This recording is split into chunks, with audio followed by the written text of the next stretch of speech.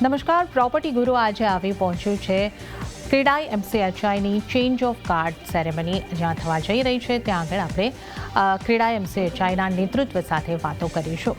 તો હું છું જર્નાલ કંટી અને આપનું આ ખાસ એપિસોડની અંદર સ્વાગત કરી રહી છું. મારી સાથે જોડાયા છે ધવલ અજમેરા અને ડોમિનિક રોમેન.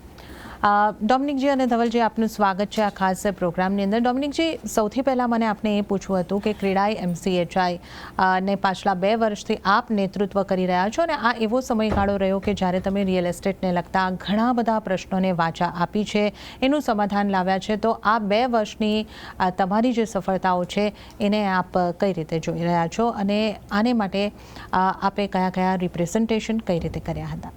જો સફળતા તો આપણે ટીમને કહીએ, અમારું પોતાનું તો કંઈ છે જ નહીં. અને આપણે ખૂબ સરકારનો આભાર માનીએ છીએ કે આ 2 વસ્તુ જે મુંબઈ 1 વર્ષ સુધી એમનું કાંઈ નિકાલ નથી આવતો હતો, જે એનજીટીનું ઓર્ડર આવ્યું, તો એ આપણે હમણાં એક ઓર્ડર આવી. સૌથી 5 વર્ષથી આપણું એક સિવિલ એવિએશનનું દહીસરનું હતું, એ આ સરકારથી હસ્તકે એનું એક નિવેદન થઈ ગઈ છે. તો હવે એક રાહત દેખાય છે કે જે આપણે પેન્ડિંગ વસ્તુ છે બધી, એ બધું વસ્તુ ક્લિયર થશે અને જે પ્રગતિ આવવાની છે અને જે સપ્લાય આવવાનું છે એ બધું હવે દહીસર કહેવાય કે આપણે નેશનલ પાર્ક કે જે 5 કિલોમીટર દાયરામાં આવતો હતો એ બધુંની શરૂઆત થઈ ગઈ છે અને મુંબઈ માટે ખાસું સારું ખબર છે. ધવલભાઈ, આપની પાસેથી મારે એ પણ જાણવું હતું કે મહારાષ્ટ્રમાં તાજેતરમાં આપણે જે મહત્વાકાંક્ષી હાઉસિંગ પોલિસી આવતા જોઈ છે, એને માટેના જે સૂચનો હતા ક્રેડાઈ એમસીએચઆઈ બોડી તરીકે આપે પણ ઘણા બધા સૂચનો અહીંયા આગળથી કર્યા છે. તો આ હાઉસિંગ પોલિસીના આ મહત્વાકાંક્ષી જે ધ્યેયો છે એને પૂરા કરવા માટે કઈ રીતે ક્રેડાઈ એમસીએચઆઈનો સહયોગ રહેશે અને આ પોલિસીથી કેટલો વિકાસ આપણે જોઈ શકીએ છીએ રાજ્યનો? તો અમે એઝ એન એસોસિએશન એક જ વસ્તુ પર કહીએ છીએ કે જે કામ કરીએ છીએ રિયલ એસ્ટેટ ડેવલપમેન્ટ માટે, એનાથી રિયલ એસ્ટેટને જ્યારે સફળતા મળશે તો 270 થી 80 ઇન્ડસ્ટ્રીઝને ઇનડિરેક્ટલી પણ સફળતા મળી રહી છે. અને આજે real estate 1/3 of the Indian urban ઇકોનોમીને સપોર્ટ કરે છે. તો એક ખાલી રિયલ એસ્ટેટ સેક્ટર ફાયદો નથી થતો, 280 બીજી ઇન્ડસ્ટ્રી પણ ફાયદામાં આવે છે. અને આજે એક રિયલ એસ્ટેટ પ્રોજેક્ટને તમે ડેવલપ કરવા માંગો છો ત્યારે લગભગ 140 થી 160 અપ્રુવલ્સ હોતા હોય છે. અમારું એવું સરકારને હંમેશાથી એક રિક્વેસ્ટ રહી છે અને ઓનરેબલ પ્રાઇમ મિનિસ્ટરનું પણ જે વિઝન છે કે ઇઝ ઓફ ડુઈંગ બિઝનેસ, આમાં આપણે આગળ વધીએ.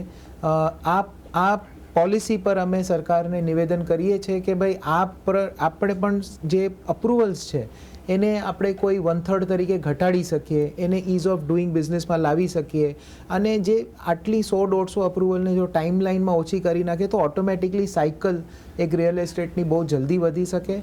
અને એનાથી પણ વધારે જેમ આજે આપણે જોઈએ છે કે આજે આપણી સૌથી મોટામાં મોટું ડોક્યુમેન્ટ જે છે પાસપોર્ટ, એક પ્રાઇવેટ ઇન્ડસ્ટ્રી કરી રહી છે, TCS હેન્ડલ કરી રહી છે. અને જો સરકાર એવું એક ડોક્યુમેન્ટ જો પ્રાઇવેટ ઇન્ડસ્ટ્રીને આપી શકે તો વાય નોટ જે અપ્રુવલ્સ દેવા છે એ પણ કોઈ પ્રાઇવેટ ઇન્ડસ્ટ્રીને આપે, જેનાથી કોમ્પિટિશન રહે અને કોમ્પિટિશનથી અપ્રુવલ્સ ફાસ્ટર થાય અને એફિશિયન્ટ થાય. ડોમિનિકજી, તમને મારે એ પણ પૂછવું હતું કે જે રીતે તમે અહીં આગળથી જણાવ્યું કે આ 2 વર્ષમાં એન્વાયરમેન્ટને લગતા પણ એક પ્રશ્નનો મોટો પ્રશ્ન હતો જેને તમે એક સમાધાન મેળવ્યું છે. તો આ પ્રશ્નને આપે ટૂંકમાં તો અમને જણાવ્યો, પણ આખો મામલો શું હતો, કઈ રીતે ક્રેડાઈ એમસીએચઆઈએ રિપ્રેઝન્ટ કર્યું એ વિશે અમને જણાવશો? એમાં કેવું હતું કે આ 2000 ઓગસ્ટથી ગયા વર્ષથી આ બંધ થઈ ગયું તો એને સ્ટે આવ્યો હતો. પછી જે દિલ્હીની સરકાર હતી, આપણી જે સેન્ટ્રલ ગવર્મેન્ટ હતી, એ લોકોએ ક્લેરિફિકેશન આપી હતી. પણ એને માટે પણ જે સુપ્રીમ કોર્ટના જસ્ટિસ ઓકા હતું એ એને સ્ટે આપી. પણ અત્યારે જે ખ્યાલમાં ચીફ જસ્ટિસ ઓફ ઇન્ડિયાને આ હિયરિંગ કરી હતી અને એને સમજ્યું કે એમાં કાંઈ જે સેન્ટ્રલ ગવર્મેન્ટ કરી શકે, સ્ટેટ ગવર્મેન્ટ પણ કરી શકે. અને આપણે જો 2 કમિટી હોય, સિયા અને સિયા કમિટી, આ બેને એ લોકોને આધાર આપી કે તમે કરી શકો અને તમે આગળ વધો. અને એમાં ખાસા 743 અંદાજન મારી હિસાબથી પ્રોજેક્ટ, 400ની ઉપર તો પ્રોજેક્ટ અટકી ગઈ હતી, પણ 300-400 પ્રોજેક્ટ હજી આવવાના બાકી હતા. એ થયું એ બધાની મેળ કરશો તો સાધારણ 70,000 ઘરોની એક રૂકાવટ આવી હતી.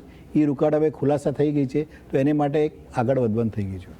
ધવલજી, આપની પાસેથી મારે એક મહત્વના મુદ્દા અંગે જાણવું હતું કે જે રીતની ટેરિફની સ્થિતિ અહીં આગળથી બની રહી છે, ભારત ઉપર જે મોટા ટેરિફ લગાડવામાં આવ્યા છે, તો આની રિયલ એસ્ટેટ પર કઈ રીતની અસર થશે? કારણ કે આને કારણે આખી ઇકોનોમીનો ગ્રોથ ઘટી જશે અને ગ્રોથ ઘટશે તો એની રિયલ એસ્ટેટ પર અસર. આને માટે ક્રેડાઈ એમસીએચઆઈ તરીકે આપે આના સોલ્યુશનને અંગે તો મંથન તો ચોક્કસપણે કર્યું હશે. તો આ આખી સ્થિતિ ઉપર આપનો મત કઈ રીતનો બની રહ્યો છે? સો ડેફિનેટલી ટેરિફનું જે અત્યારે પ્રેશર છે અને જે રીતનું ચાલી રહ્યું છે એ ઓવરઓલ ઇન્ડસ્ટ્રી કાફી એવી ઇન્ડસ્ટ્રીઓને અટકાવશે કે એ લોકોને પર એસ્ટોપર લાવશે. પણ મેં એક વસ્તુ અને અમારું એક માનવું છે કે overall India is a growing economy. આજે ઇન્ડિયામાં રિસાઇલન્સ ઘણું એવું રહ્યું છે. આજે વર્લ્ડમાં જ્યારે વોર્સ ચાલતી હતી ઇન્ડિયાની ગ્રોથ હતી. તો ડેફિનેટલી રિયલ એસ્ટેટ ઉપર એની અસર આવશે કેમ આવશે એ આગળ જોવાનું રહેશે. પણ જે રીતની ઇન્ડિયન ઇકોનોમી અત્યારે ચાલી રહી છે મારું એવું માનવું છે કે ઇટ વિલ એક આમ કે ને વેવ આવે ને જશે એના જેવું છે. પણ જે બીજા બધા ઇન્ડસ્ટ્રીઝને એફેક્ટ કરીને જો રિયલ એસ્ટેટ ઉપર એફેક્ટ કરશે મને થોડો એના ઉપર ડાઉટ છે. કેમ કે ઇન્ડિયાની સેલ્ફ કન્ઝમ્પશન ખાસું એવું સારું છે. તો ઇન્ડિયા પોપ્યુલેશનને સેલ્ફ કન્ઝમ્પશનની ગ્રોથ અગર જો ઓવરઓલ છે તો ડેફિનેટલી 1 કે 2 કે 3 ઇન્ડસ્ટ્રીમાં જો અસર કરશે તો એની એટલી બધી ઇમ્પેક્ટ નહીં આવે. પણ ડેફિનેટલી થોડી બધી હશે. મે બી લક્ઝરી સેગમેન્ટમાં ક્યાંક સમવેર થોડી આવી શકે. બટ મિડ સેગમેન્ટ ને અફોર્ડેબલ સેગમેન્ટમાં મને નથી લાગતું. ધવલ સર, આપની પાસેથી અહીં આગળથી ખાસ એ સમજવું હતું કે ઘણા બધા પ્રશ્નોને ક્રેડાઈની દ્વારા વાચા આપવામાં આવી છે અને જે રીતે અહીં આગળથી આપણે ખાસ વાત કરી રહ્યા હતા, આપ એક real estate company, listed real estate company પણ ધરાવો છો. ક્રેડાઈ એમસીએચઆઈને પણ આપ ખાસા વર્ષોથી અહીં આગળથી રિપ્રેઝેન્ટ કરી રહ્યા છો. પાછલા 6 મહિનામાં જે રેસિડેન્શિયલનો ગ્રોથ ઘટ્યો છે એના કયા કારણો છે, એને તમે કઈ રીતે જોઈ રહ્યા છો? પ્રાઇમરીલી તમે બેન છેલ્લા 6 મહિનાનો જે ગ્રોથ જોવો છો, જેમ ડોમિનિકભાઈએ કીધું કે આ બધા ગ્રોથ જે અટકેલા હતા એ પ્રાઇમરીલી અપ્રુવલ્સના કારણે અટકેલા હતા એન્ડ નોટ બીકોઝ કે માર્કેટમાં ડિમાન્ડ નથી. તમે આજે એ જ દરમિયાન આ 6 મહિનાની દરમિયાન જેને પ્રોજેક્ટ આપ્યા છે કે જે લોન્ચ કર્યા છે એ બધા લોન્ચીસ સક્સેસફુલ લોન્ચીસ થયા છે. તો માર્કેટમાં ડિમાન્ડ છે. પણ હવે એ ખાલી એક જ છે કે ભાઈ આ અપ્રુવલ જેમ આવશે અને જેમ હવે ઓપન થયા છે એનાથી એ સારી રીતે આગળ વધશે. આપણે ધવલ અજમેરા અને ડોમિનિક રોમિલ સાથે ખાસ ચર્ચા કરી હતી એમના કાર્યકાળ દરમિયાન કઈ રીતે કામકાજ અહીં આગળથી થતા દેખાયા છે. હવે જે નવી કમિટી બની છે અને એની અંદર કાર્યભાર સેક્રેટરી તરીકે ઋષિ મહેતાએ સંભાળ્યો છે અને એમને આપણે ખાસ સ્ટુડિયોમાં આમંત્રિત કર્યા છે. આગળની એમની કઈ રીતનો રોડમેપ છે, આગલા વર્ષોની અંદર ક્રેડાઈ એમસીએચઆઈ કઈ રીતે આગળ વધવા માંગે છે રિયલ એસ્ટેટને લઈને, આ તમામ અંગેની આપણે ઇન ડિટેલ ચર્ચા કરીશું. તો ઋષિ, આપનું ઘણું સ્વાગત છે. આપ સમય ફાળવી અમારી સાથે ચર્ચામાં સ્ટુડિયોમાં આવીને જોડાયા એ માટે પ્રથમ આપનો આભાર માનું છું. અને સૌથી પહેલાં તો આપને કોંગ્રેચ્યુલેશન્સ. હવે તમે ક્રેડાઈ એમસીએચઆઈની નવી કમિટીમાં નવો કાર્યભાર સંભાળી રહ્યા છો એઝ અ સેક્રેટરી, તો અભિનંદન. અને અમને એ જણાવો કે હવે આગળનો આપની નવી કમિટીનો રોડમેપ શું રહેશે? થેન્ક યુ ઝરણાજી, મને આ સ્ટુડિયોમાં આમંત્રિત કરવા માટે. હમારા ક્રેડાઈ એમસીએચઆઈના જે હવે નેક્સ્ટ 2 વર્ષ માટેના પ્રેસિડેન્ટ છે એ સુખરાજ નહારજી છે. તો હમારા ઇન્ડસ્ટ્રીમાં એમનું નામ ખૂબ જ પ્રસિદ્ધ છે એઝ અ ફિલાન્થ્રોપિસ્ટ. સોસાયટી માટે કંઈ કરી છૂટવાની ભાવના રાખે છે. તો એમને એમના કાર્યખંડમાં એ નિર્ણય લીધો છે કે એ સોસાયટી માટે કંઈ કરી છૂટશે. તો એમને એક મોટો બનાવ્યો છે નેક્સ્ટ 2 વર્ષ માટે, જેમનું છે એમસીએચઆઈ કેર્સ. તો કેર્સમાં 5 સેન્ટ્રલ પિલર્સ છે: CSR, A affordable housing, R reforestation, E empowerment through proptech અને S એટલે સ્કિલિંગ.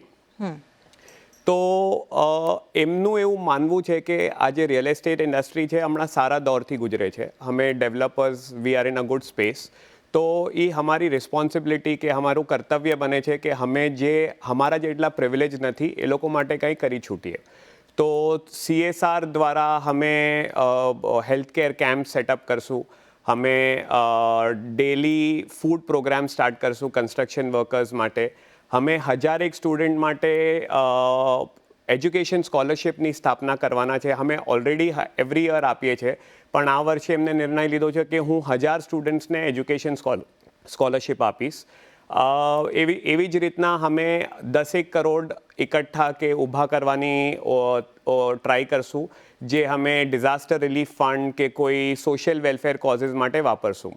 સિમિલરલી તમે આગળ જુઓ તો અફોર્ડેબલ હાઉસિંગ, તો હમારા મેમ્બર્સને આગ્રહ હશે કે હમારા ડેવલપમેન્ટમાં મેમ્બર ડેવલપમેન્ટમાં 10,000 અફોર્ડેબલ ઘરોની સ્થાપના થાય નેક્સ્ટ 2 વર્ષોમાં.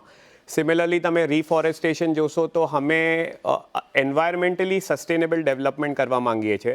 એમાં અમે એક સંકલ્પ લીધો છે કે અમે 1 મિલિયન ઝાડ ઉગાવશું. તો હમણાં જ રિસેન્ટમાં માડાએ ફોરેસ્ટેશન ડ્રાઈવ કરેલી, એમાં અમારા મેમ્બરોએ 80,000 ટ્રીઝનું યોગદાન આપેલું. સિમિલરલી ગવર્મેન્ટ ઓફ મહારાષ્ટ્રના જે એન્વાયરમેન્ટલ મિનિસ્ટર છે પંકજા મુંડેજી, એમને બીડમાં ફોરેસ્ટેશન ડ્રાઈવ કરેલી, એમાં પણ અમારો 20,000 ઝાડનો યોગદાન હતો. એટલે થ્રુ ધ નેક્સ્ટ 2 years અમારું એવું માનવું છે કે અમને 1 મિલિયન ઝાડ નવા અર્બન સેન્ટર્સમાં ઉગાવવા છે. સિમિલરલી એટલે એમ્પાવરમેન્ટ થ્રુ પ્રોપટેક. તો અમે એક પ્રોપટેક લેબની શરૂઆત કરવાના છે અને અમે અમારા મેમ્બર્સને આગ્રહ કરશું કે કોઈના કોઈ એક પ્રોપટેક સોલ્યુશન ही અપનાવે. તો પ્રોપટેકથી અમે ચાહીએ છીએ કે હમારા સિસ્ટમ્સ થોડા સિમ્પ્લિફાઈ થઈ જાય, યા તો હમારી ટ્રાન્સપેરન્સી વધી જાય. And we are going to invite around 20 startups to tie up with us, construction startups, જેને हमने પ્રોત્સાહન આપશું કે હમારી ઇન્ડસ્ટ્રી માટે કાંઈ આગળ કરી છૂટે. સિમિલરલી એસમાં આપણે જઈએ છીએ તો સ્કિલિંગ આવે છે. તો વી વોન્ટ કે અરાઉન્ડ 10,000 કન્સ્ટ્રક્શન વર્કર્સ માટે અમે સ્કિલિંગ પ્રોગ્રામ્સ ઓર્ગેનાઇઝ કરશું.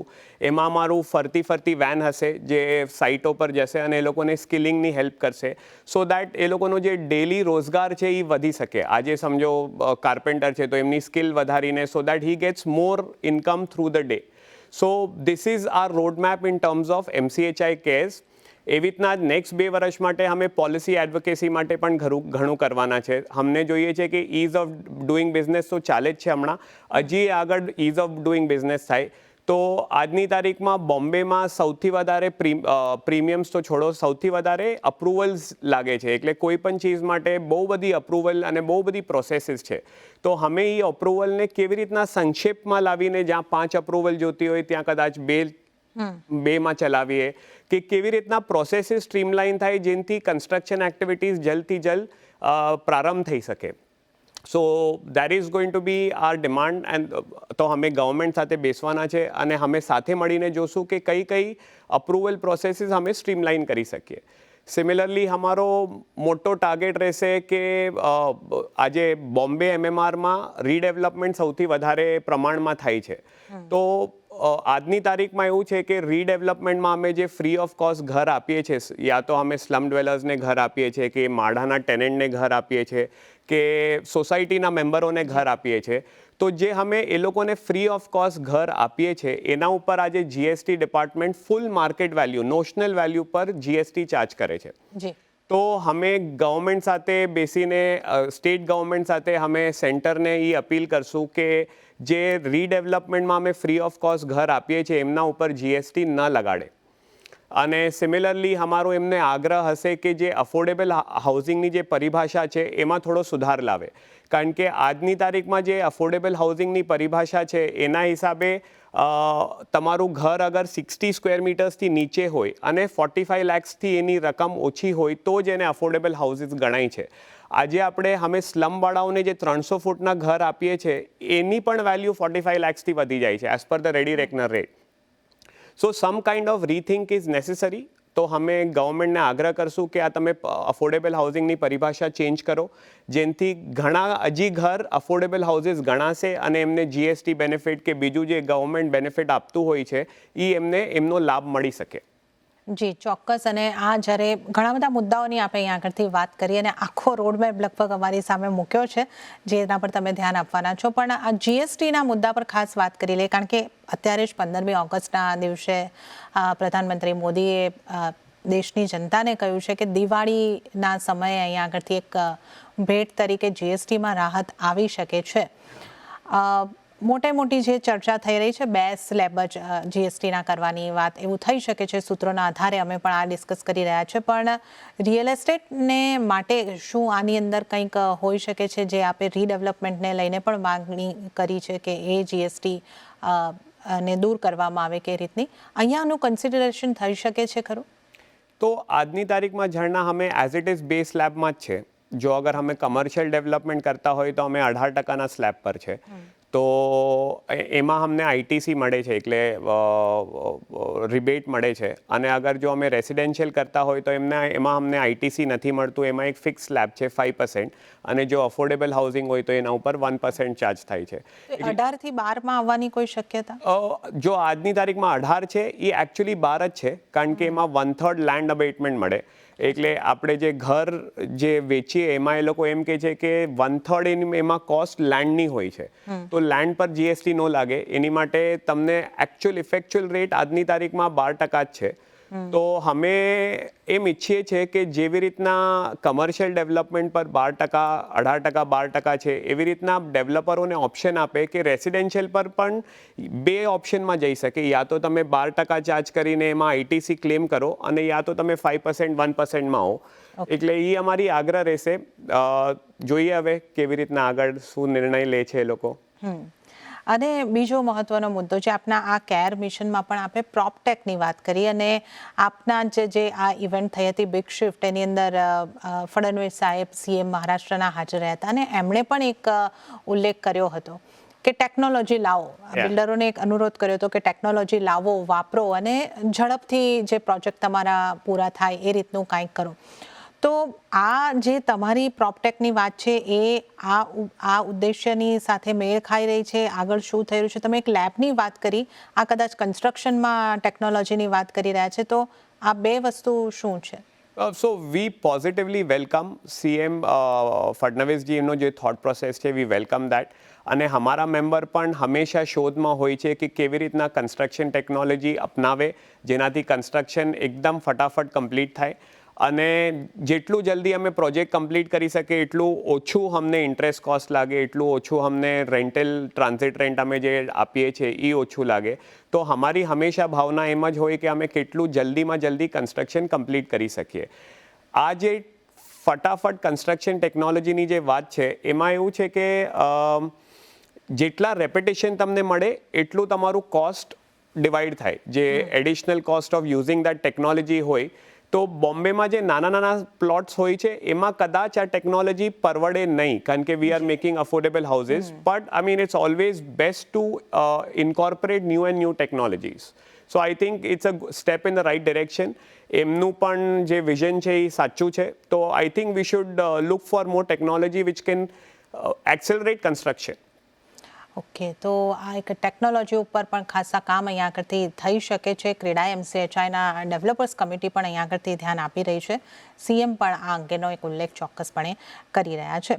હવે આગળ જે એક ખાસ વાત કરવી હતી કે તાજેતરમાં જે એન્વાયરમેન્ટને લઈને અમુક પ્રોજેક્ટો અટક્યા હતા, એને લઈને એક સુપ્રીમ કોર્ટ તરફથી રાહત આવતી દેખાય છે, જેને માટે રિપ્રેઝન્ટેશન હતું એમસીએચઆઈ ક્રેડાઈનું. આમાં કઈ રીતની આપ અમને માહિતી આપી શકો? આ આખી મામલો શું હતો? કઈ રીતની અહીંયા આગળથી સુપ્રીમ કોર્ટનો આદેશ જે આવતો આપણે જોઈ રહ્યા છે એની રાહત મળશે? તો સુપ્રીમ કોર્ટમાં ક્રેડાઈ એમસીએચઆઈએ દાવો બોલેલો against the order of the NGT Bhopal. અને પિછલા 1 વર્ષથી અમે એમાં કોર્ટમાં પ્રેઝન્ટેશન આપતા હતા અમારું. અને લાસ્ટ મંથમાં એમનો ઓર્ડર આવ્યો છે, જેનાથી અરાઉન્ડ 600-700 સ્કીમ જે એન્વાયરમેન્ટલ આ ક્લેરિટી માટે અટકાઈ ગઈ હતી એની હવે પ્રોસેસ ચાલુ થઈ શકશે. તો 2006માં એન્વાયરમેન્ટનો એક નોટિફિકેશન હતો, જેમાં એક કોલમ હોય છે જેમાં અધર રિમાર્ક્સ કે જેવું કહીએ તો એક જનરલ કન્ડિશન્સ કરીને એ લોકો એક બનાવેલું. જનરલ કન્ડિશન્સ એટલે તમારો પ્રોજેક્ટ અગર ઇકો સેન્સિટિવ ઝોનના 5 કિલોમીટરની દરમિયાન હોય, યા તો સ્ટેટ બાઉન્ડ્રીથી 5 કિલોમીટરની અંદર હોય, તો એમનું એમ કહેવું હતું કે તમારું આ જે પ્રોજેક્ટ છે એ અપ્રેઝ સ્ટેટ ગવર્મેન્ટ નહીં, સ્ટેટ લેવલ પર નહીં થાય, સેન્ટ્રલ લેવલ પર થશે. પણ 2006ના નોટિફિકેશનમાં પણ જ્યાં એ કોલમ હતું, જ્યાં જ્યાં એને લાગુ કરવાની એમને જરૂરત હતી, ત્યાં એમને સ્પેસિફિકલી લખેલું કે જનરલ કન્ડિશન્સ અપ્લાય. અને રિયલ એસ્ટેટમાં એ જનરલ કન્ડિશન્સ અપ્લાય નહોતું લખ્યું, પણ વચમાં પછી 2-3 નોટિફિકેશન આવ્યા 2016માં, જેમાં એ સ્પેસિફિકલી લખ્યું ગયું હતું કે general conditions do not apply, and notification actually set aside થઈ ગયું હતું for some technical reason by Kerala high court. તો જે એનજીટી ભોપાલે કીધું કે અગર જો નોટિફિકેશન સેટ અસાઇડ થઈ ગયું છે તો એનો એમ મતલબ છે કે આ સ્ટેટ ગવર્મેન્ટ અપ્રેઝ નહીં કરી શકે, તમને જનરલ કન્ડિશન્સ અપ્લાય થાય છે અને તમારે સેન્ટ્રલ ગવર્મેન્ટ અપ્રેઝ કરશે. તો આ થોડું એક ક્લેરિટીની જરૂરત હતી.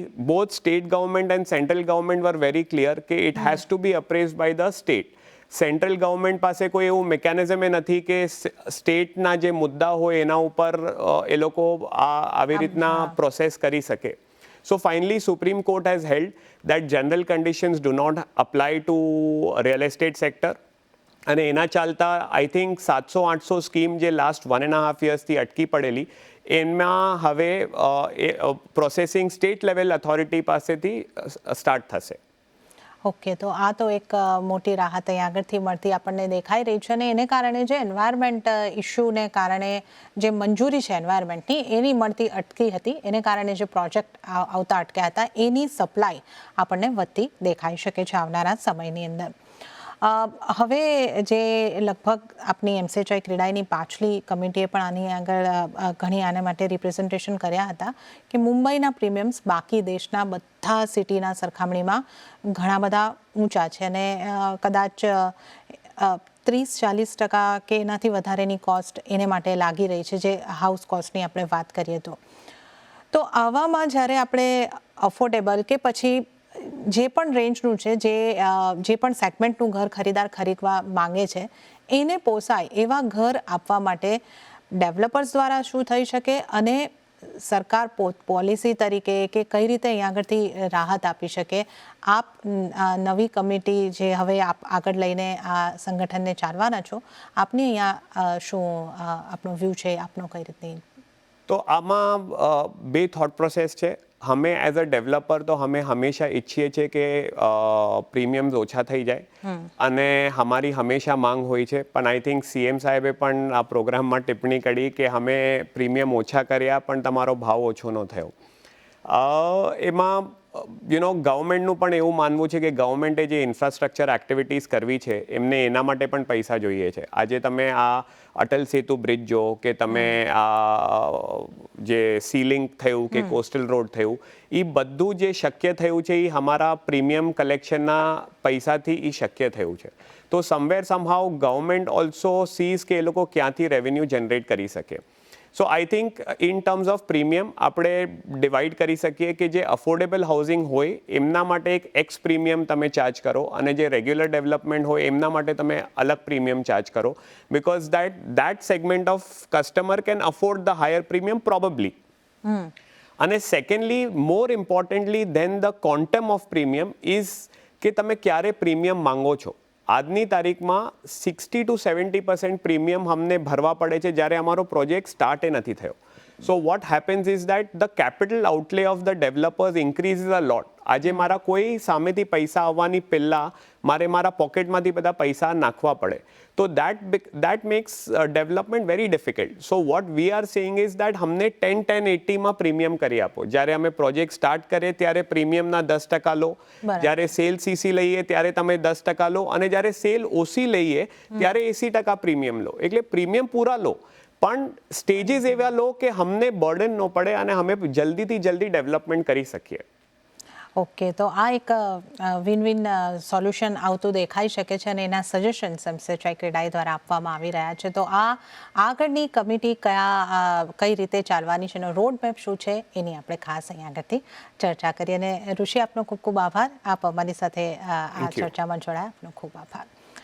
ત્યારે જ પ્રોપર્ટી ગુરુની આ રજૂઆતમાં હાલ પૂરતું આટલું જ. અને આપને જતાં ફરી એક વખત યાદ કરાવી દઉં કે આપના રિયલ એસ્ટેટને લગતા, પ્રોપર્ટીમાં રોકાણને લગતા કોઈ પણ સવાલ હોય અમને લખી મોકલો. અમારું ઈમેલ એડ્રેસ છે propertyguru@nw18.com.